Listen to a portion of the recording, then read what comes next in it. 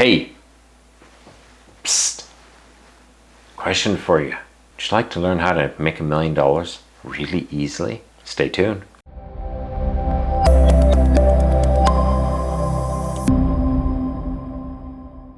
Hey, Frank Thomas here from Wealth Generation Strategies. Today, yes, I'm going to be showing you a strategy that you can start doing today. This is not a hope to get rich or a let AI do it sort of thing or any of that stuff. It is not that, I promise you. But what it is a super, I call it the super simple millionaire maker. And I really believe in this strategy. It is a strategy that doesn't require you to be an investing guru. It doesn't require you to know the stock markets. It doesn't require you to start out with $1 million. There's an old saying, the best way to become a millionaire is to start with $2 million. Think about it. Because you'll spend the first million, okay? And you'll just have $1 million and you'll still be a millionaire. This is so simple that anybody can start doing it. And in my example, and this video might spread across a few videos, like 1 or 2 videos, but I'm gonna actually get into the nitty-gritties and show you how the numbers pan out, why I chose what I chose, and some interesting discoveries that came along the way while I was doing this, because it's very interesting to sit and forecast money going forward. Okay, this strategy does require an adequate amount of time for it to mature. So time has to be on your side. Unfortunately, if you're 60 and you want to retire in 5 years, this is not for you. It can be for you with adaptations. I recommend that you look at some of my videos, take a look at my videos. I have a playlist that talks about investing in multiple ages, like age ranges. If you're in your 60s or entering in your 60s, there's a video there for you as well. And it shows you advanced strategies to invest that you can at least get things happening. This strategy is for somebody who's younger, who just wants something easy and they're not very skilled with money yet. Nobody comes out of the womb, and I'm not saying you're dumb, that's not what I'm saying. What I'm saying is nobody comes out of the womb educated and knows how to handle money. I'm 60 years old now and I'm still trying to figure out money to the best of my abilities. And I think I will for the rest of my life. I have learned enough now that I can invest in a way that I'm making a pretty solid 10% return, and it's pretty safe. That makes me pretty happy and I can do more. But what this strategy is going to do, it's not going to ask you to invest into risky stocks. It's not going to ask you to invest into things that are a little esoteric or a little weird. It's not multi-level marketing. It's not going to eat up more of your time, but it will take some of your paycheck. Now, I've tried to make this not an onerous task. I've tried to make it so, let's say you're 25 years old, you're only earning $20 an hour, you put a little bit of money of that away every single month. Believe it or not, it's that simple. I really push this whole idea of learning how to put away every month. So let's get started with this. As you know, what I'm going to do is I am going to say that this 25-year-old becomes 65 years old. So he has a 40-year window. And you go, oh, that's so long. Don't worry. You get into the strategy, it won't take you 40 years to get here. And I promise you that. There's a lot of things that are going to occur in the process. Once you start saving, you're going to want to save more. You're going to be able to save more because as you become more skilled, you should be able to put more money away. It will be something that will motivate you as you have saved. I'll tell you something, nothing's more motivating than saving $10,000. Why is that? Because you didn't have it before and now you got it and you think, well, what happens if I have $20,000? So you're gonna work a little bit harder to get that second 10. And this continues on. I saved $100,000 and I was like, hey, that was pretty awesome. And it's not the first time I've done it. So I was like, I gotta do it again. So I sat down and I made a 3-year plan to save up $100,000 because it took me about that long last time. This time it took me about 14 months. Why? Because I knew I could do it, number one. And number two, I wanted to get it done fast. So I didn't rob any banks, didn't do anything illegal, but I did work hard for it. Now I'm trying to earn another $200,000 at just as fast. I've already built a plan and I've already modified my life and did a few changes in where I'm working and what I'm earning and things like that, that I should be able to save at least another $100,000 in a year. Very possible, but I'm shooting for $200,000 in a year. So we'll see what happens. I'll give myself the extra 2 months, 14 months. Just a little bit of slush there to get it done.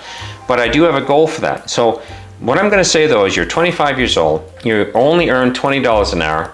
I tried to make sure that you have enough here that when you turn 65, it's worth $1 million today.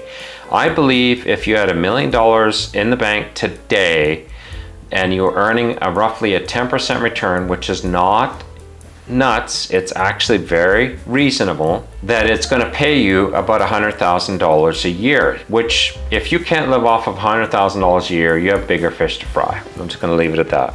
Yes, some people have very extravagant tastes, but learning how to live, like right now, I don't need more than about $75,000 a year for my wife and myself. And we own a house and we have cars and a dog and all kinds of stuff. We suffice just fine on $75,000 to $80,000. So if you can't live on 100 grand and you're 25, you got bigger fish to fry. So learn how to live on 100 grand for crying out loud. That's kind of the pretense of this idea. And I think, and I feel actually that it's a good idea and it'll work. Now, what's going to happen is I did a little bit of an evaluation of the money. And that is, you could say, oh, that's great, Frank, but what is $1 million going to be worth in 40 years? Not that much. I found out and I just did a really simple equation. Do a simple equation for yourself. I took an average of 2.5% inflation every year. So let's say something costs $1 today, it's going to cost $1.02 in a year from now. And it's going to cost $1.03 next year because it's going to tack on an extra 2.5% every year. I don't know what it is year by year. Long story short, on the side of being safe, I estimate that person will need to save $3 million, not one, but three. Again, I feel it's very possible. And they'll get a return of about $300,000 a year, and it'll be like them living today, but in 40 years from now, on $100,000 a year. And I think that's a reasonable expectation. Looking at history is a good indicator of what the future should hold, and that's what our history has shown. Sometimes inflation is high, sometimes it's low, but it evens out to about 2.5%. I chose 2.5% every year as an average, because it'd be 2%, could be 3%, could be 9%, could be 0. 2.5 is just a really sweet in between of them all I did a look all across through history. We are actually going to be saving $3 million and not one over the course of the next 40 years.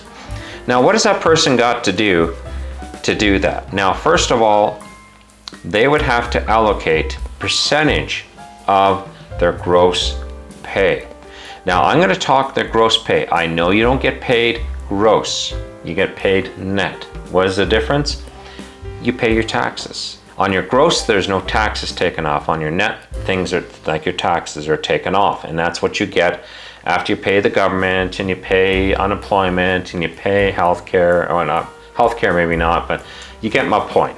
In the States you would, in Canada you wouldn't, because it's all part of your taxes here. They've just lumped it into the tax load. That's the big difference here. So I'm going to be talking gross, because I would want you to set up an account that is a retirement account. In Canada, it's called an RRSP. In the States, it's called a 401k.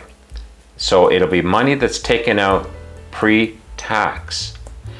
The whole idea is when you take it out in retirement, you get taxed on the money as it comes out then. The whole idea is that any extra money that you'd make at that point in time should be in the lower tax bracket, so you're not going to pay as much taxes on anyhow. And also too, it gives you the biggest bang for the buck for saving. It'll let you save money much faster on the gross. Now, let's say I would also recommend that you start saving from your net as well. Let's say you have a few extra bucks in your net. In other words, your after taxes. In Canada, we have something called a TFSA, a tax-free savings account. In the States, they have the same vehicle, but I can't remember what it's called. But you have the same concept, and I know it's the same in the UK, same in Australia. All the English-speaking countries for sure have the same concepts. Now what happens is any money you put into this has been pre-taxed going in, so it's not considered income coming out. So any gains you make on it, you don't pay taxes on. So it's a great vehicle. I recommend using it, but it is not considered in this strategy. So it's a good sub-strategy is what I'm saying. One would say, well, why wouldn't you do that right from the beginning? I say use both of them. They're both there for you. Use them. Now, I came up with an interesting fact and an interesting point while I was doing my research on this. In Canada, I believe the most that they will let you put away to an RRSP, a Registered Retirement Savings Plan, is 18% of your gross salary. And they will allow you to hold on to that amount for, I think, 5 years after the point. I don't know the exact rule on this one. But basically, over time, you will lose that saving room as time goes on. But if you use it, you don't lose it. But I sat and realized that if you actually saved 18% of your gross wages, you would save a boatload of money. I tell you something, you will have millions and millions of dollars saved. I didn't figure out the exact figure, but it would be in a crazy amount. So I can see why they made a cap of the RRSPs at 18%. It makes a lot of sense after I did some research. Now, what is it going to require this 25-year-old to put away? It's going to require him to need to save about 13.4% of his gross pay. So not 18, but it's definitely more than 10. It's about 13.4.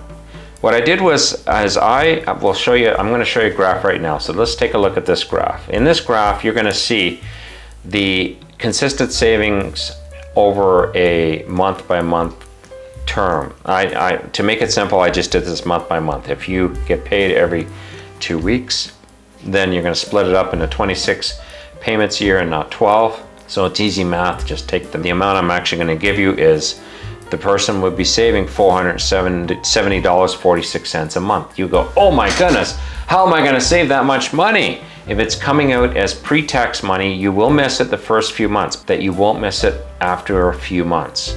I have tested this theory, and it's true. You don't miss it after it's been taken away. It's actually better if you can set your plan up in such a way that your employer is taking it out for you and putting it into your RRSP for you. Sometimes there's even work plans that have really good rates of return, but we really want to see if we can get 10% overall, over-encompassing returns on our return on investment. Most registered plans only give you about 5 or 6%, so you might have to look a little afield. But right now, just in the first few years, let's just worry about saving. We can always make it better in the future. If you are turned off already by the fact that you have to save almost $500 a month, think about your future self. Just think about it for a second. Think about, are you robbing from your future self?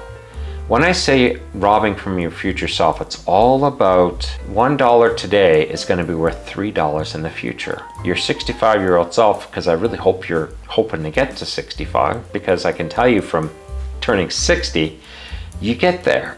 You do, you really do get there. Wouldn't it be sucky, let's say you had $10,000 and you went and blew it at the casino, or you went and blew it on something, some piece of technology. Your 65-year-old could look at you and go, you know something, that could have doubled a few times over the years. That could have really doubled, because we're not even talking 3 times the money. If you're getting a 10% return, your money's doubling roughly every 7 years. Okay, very roughly. So over 40 years, if you do the math, you divide 7 into 40.